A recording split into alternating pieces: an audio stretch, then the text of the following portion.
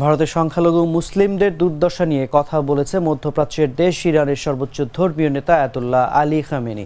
এদিকে তার এই বক্তব্যে ক্ষুব্ধ প্রতিক্রিয়া জানিয়েছে ভারত। পবিত্র ঈদে মিলাদুন্নবী উপলক্ষে সামাজিক যোগাযোগ মাধ্যম এক্সে গাজার পাশাপাশি ভারত ও মিয়ানমারে মুসলিমদের দুর্দশা নিয়ে বার্তা দেন খামেনি। পোস্টে তিনি লেখেন, আমরা যদি মিয়ানমার, গাজা, ভারত বা অন্য যে কোনো জায়গায় মুসলমানদের দুর্দশা সহ্য করে সে সম্পর্কে উদাসীন থাকি, তবে আমরা নিজেদের মুসলিম হিসেবে বিবেচনা করতে পারি না। তিনি আরো বলেন, ইসলামের শত্রুরা সর্বদা ইসলামিক উম্মাহ হিসেবে অভিন্ন পরিচয়ের ব্যাপারে আমাদের উদাসীন করার চেষ্টা করেছে।